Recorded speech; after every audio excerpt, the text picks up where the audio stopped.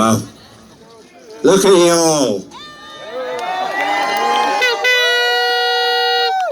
I've actually written some things down, which I've never done before in my life, but I'm taking this very seriously. So, but it's fantastic to see you guys all here today. I feel a real strength and warmth coming from everybody in this little gathering here. Woo! And it was a huge honour to walk down the Strand and down Whitehall with you all. So thank you for giving me that opportunity. I know we're here for Julian Assange. All right, bear with me. I've got some names on this piece of paper, people to whom I wish to refer. The first, of course, is Julian Assange himself, a journalist, a courageous shiner of light into the dark places from which the powers that be would dearly like to have us turn away. Julian Assange, a name to be carved with pride into any monument to human progress. Woo! Julian is why we are here today, but this is no parochial project. We are today part of a global movement that might be the beginning of the global enlightenment that this fragile planet so desperately needs.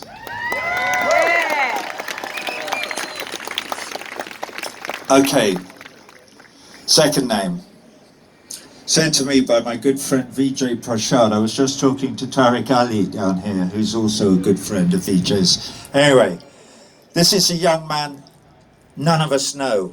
His name is, I suspect, his name is Amir Aziz, and he is a young poet and activist in Delhi.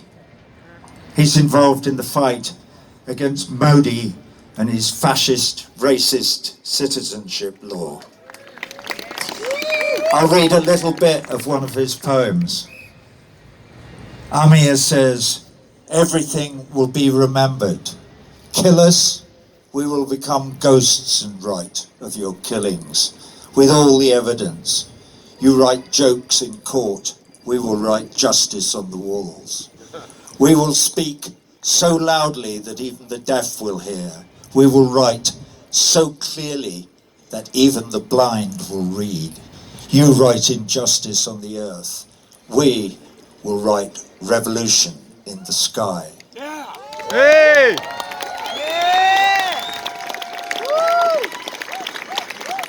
I think this kid's got a future. Anyway, can I have a sip of water? Thank you. Take this outpouring of the human spirit from India is taking place in a time of revolt when the fetters of propriety are set aside. Thank you so much. Christ, it looks like it's going to bite my nose.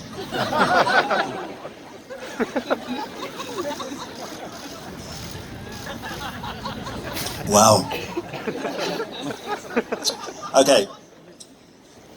Also, as we meet here in London, across the Atlantic in Argentina, thousands of women are taking to the streets to demand the legalization of abortion from President Fernandez. More power to them. It's not just Argentina. This last year, we've seen major protests erupt across the whole world against the neoliberal fascist regimes. In Chile, in the Lebanon, Colombia, Ecuador, Haiti, France, and now of course also in Bolivia, fighting the new US-imposed military dictatorship there. When will we see the name of England appended to that noble list? I sense the scratching of heads in drawing rooms across the home counties. What's he talking about? The man's a bloody pinko pervert. Bloody anti-Semite. What's he talking about?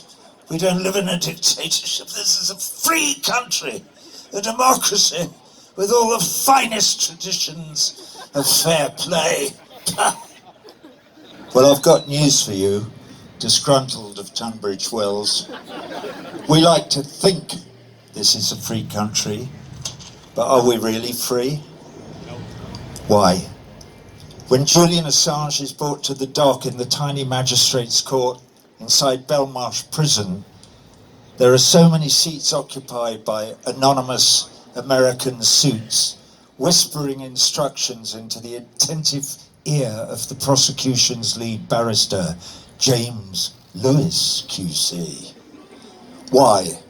Because we don't live in a free country. We live in a glorified dog kennel. And we bark and or wag our tails at the bidding of our lords and masters across the pond.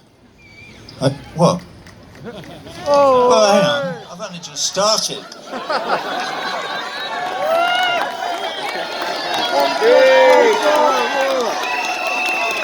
Keep going, Roger. I can't read a bit more. By popular demand.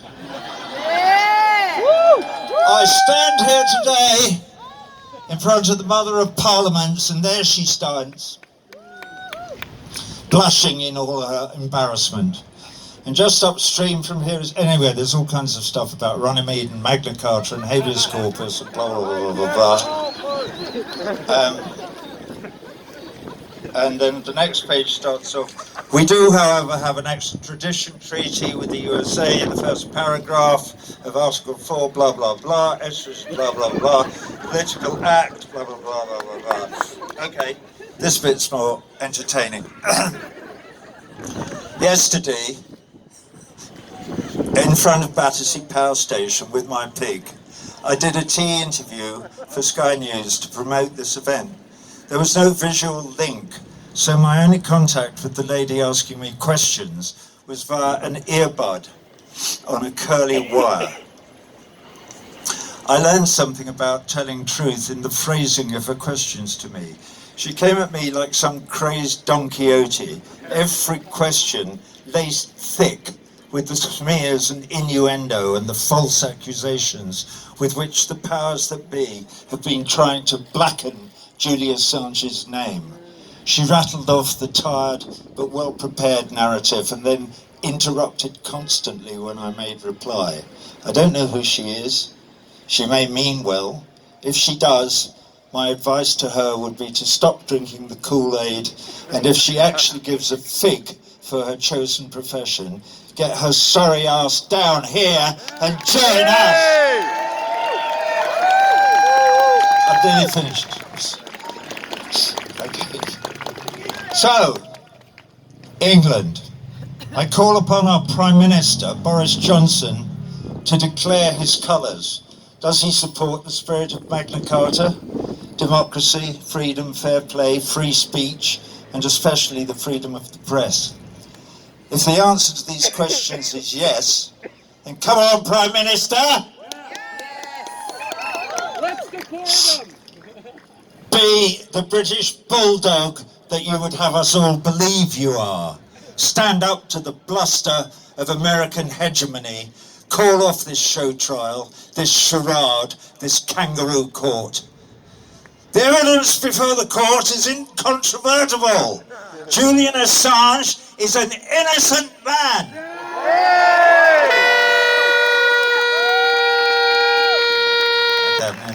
Blah, blah, blah, blah, blah. Colonies freedom today, blah, blah, blah. Okay.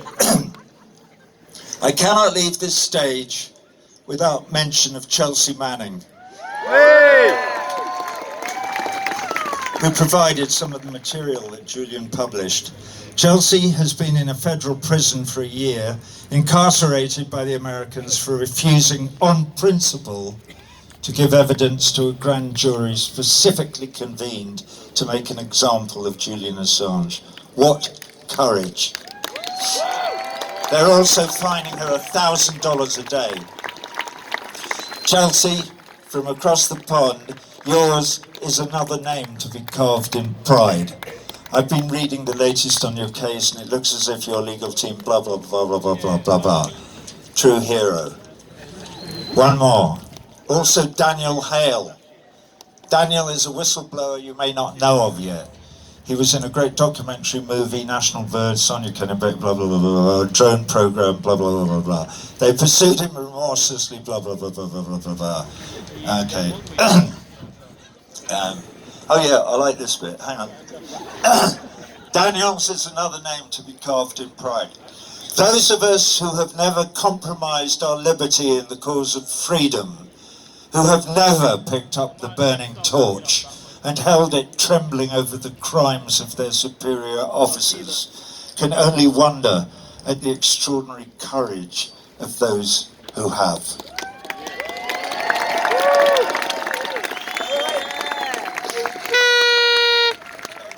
So, yeah, there are other speakers here, blah, blah, blah, blah, blah, blah, dying of the light, bulldog light, arms, comrade Julian Assange. And when the lackeys of the American empire come to take him, to destroy him, and hang him in the hedge as a warning to frighten future journalists, we will look them in the eye and steadfast, with one voice, we will intone, over our dead bodies!